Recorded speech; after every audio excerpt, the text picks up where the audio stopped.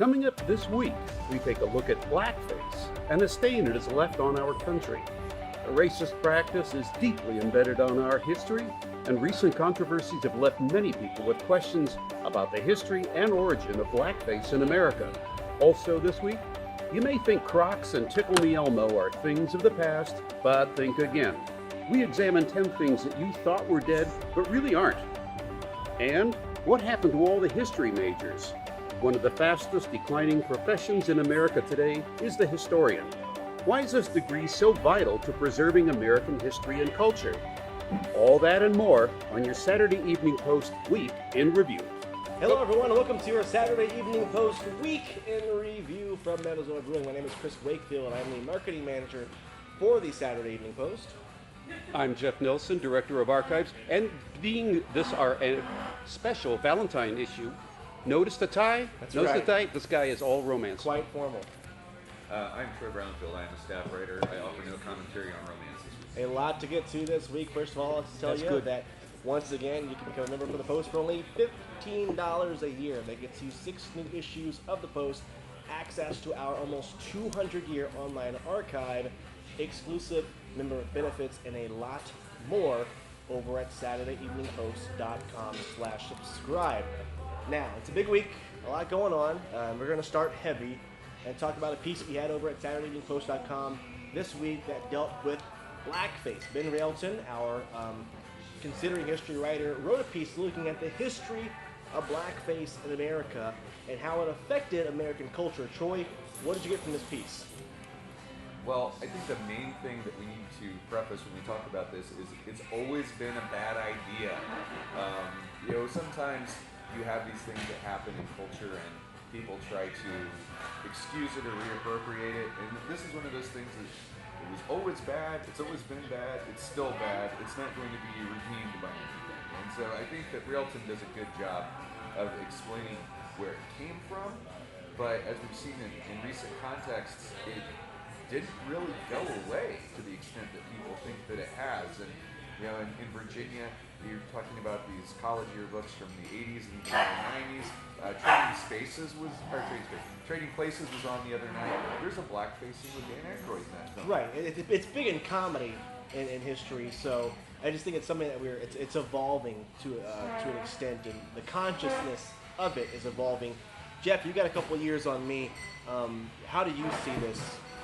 I guess I'm surprised when I look back to the 40s and 50s how people thought that this was really almost complimentary to black people, that they had a sort of paternalistic but affectionate feeling for black Americans, and this was a way, and actually they were paying tribute to them. The popularity of, say, Amos and Andy basically reflects the sense that they really liked black people the way they liked them, not the way they necessarily were. And so for a long time, they couldn't understand why what they thought was a tribute was actually an insult. And again, the consensus of the table is it was, is, and will forever be a bad idea. So, okay, you're down with that? We can Okay. agree with that much. We can make that our official decision now.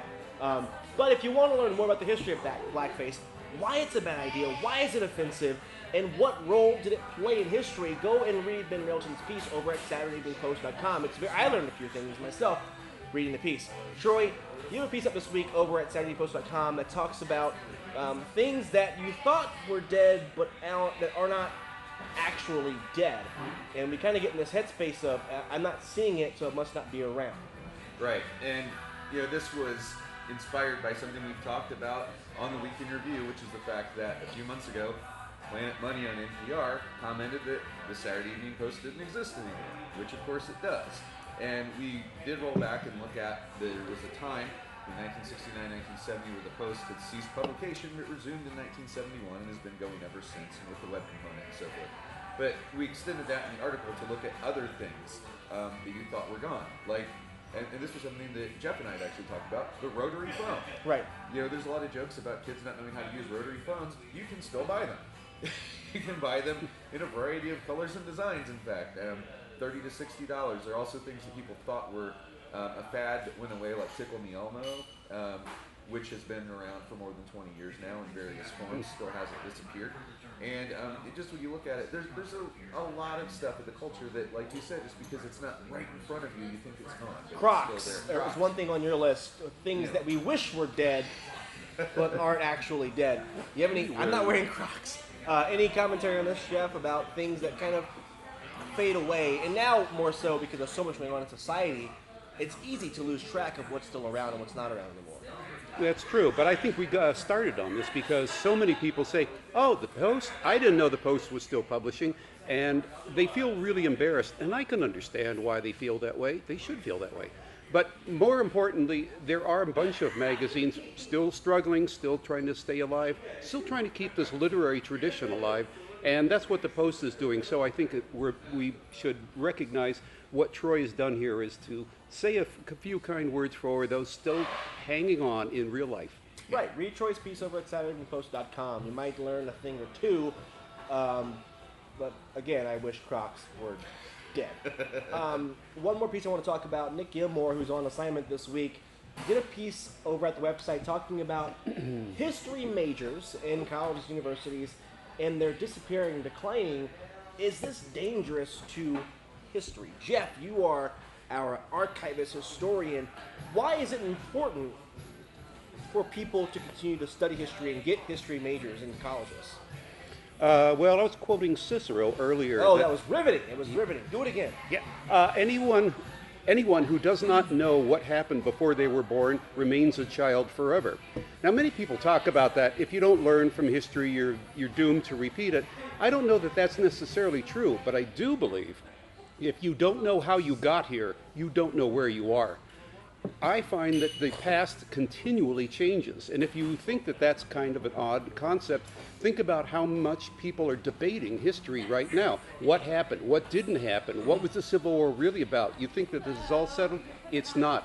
When you decide that this is going to be our heritage, you enter into the culture wars very deeply, and that's what history enables you to do, is to speak intelligently about those matters. And we see this a lot, Troy, now with things like even going back to the Holocaust. It never happened, and I would assume in 50 years, the debate for climate change will still be raging, whether it was real or not real. We should listen, we should not listen.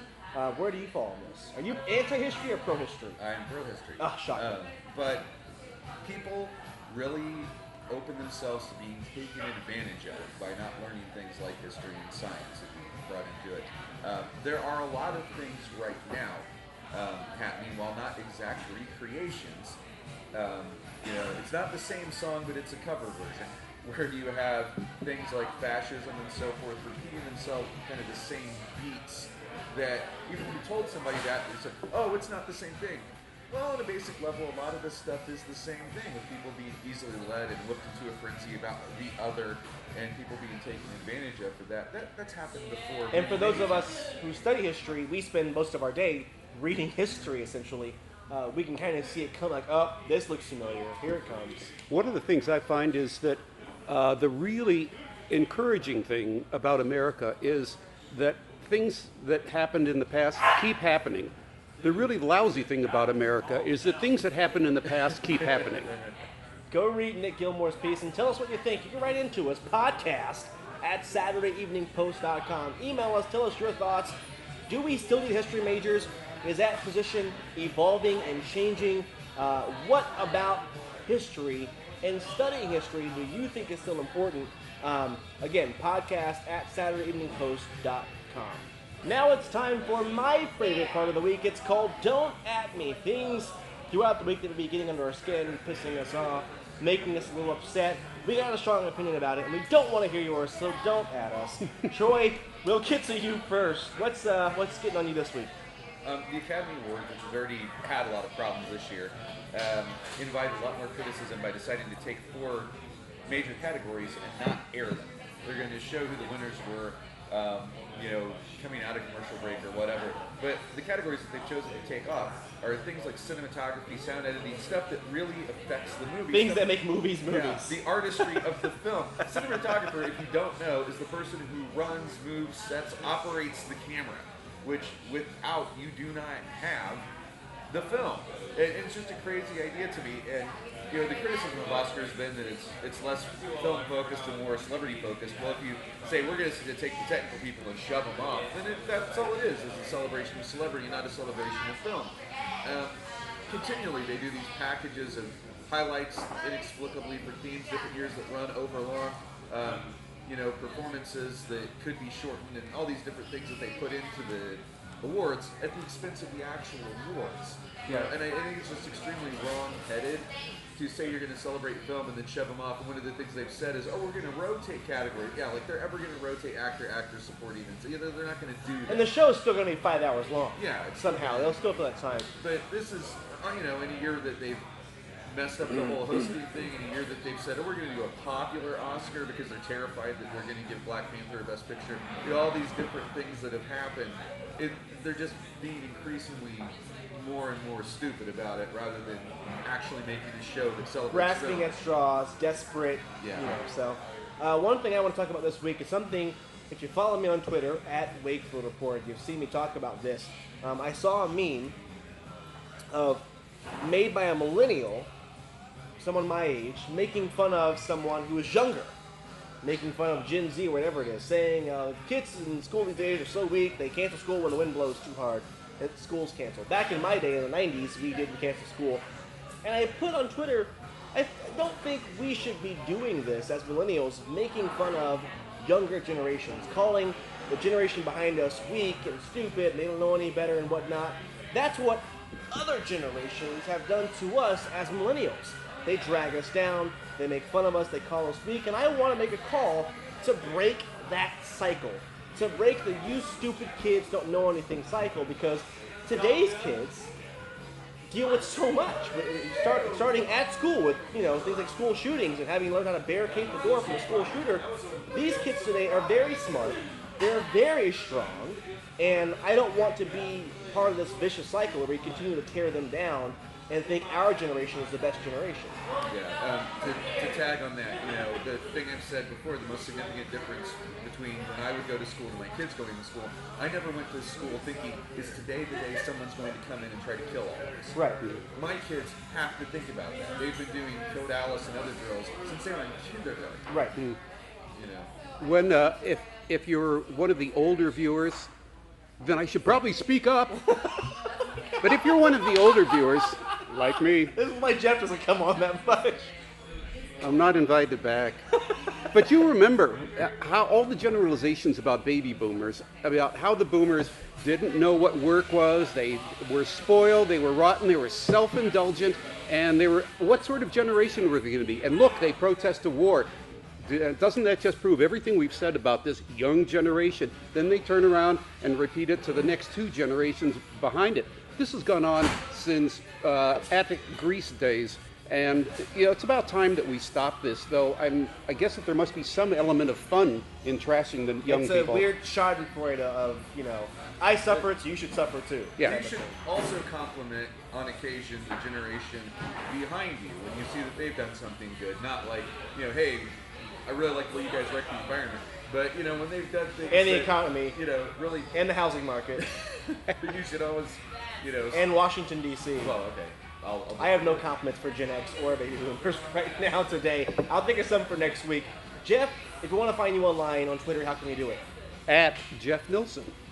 Not at Darwin Jr. with the Y. It is at Troy Brown. And you can find the Post at Saturday Evening Post. Again, a one-year membership to the Saturday Evening Post is only $15. That gets you 6 new issues, access to our complete online archive, and a lot more. SaturdayEveningPost.com/subscribe. You also get in on those really cool member benefits, discounts on travel, insurance, museums, and a lot more. Go check it out. SaturdayEveningPost.com/subscribe. That's all we have this week from Metazoa Brewing. We'll see you all next week. Yes.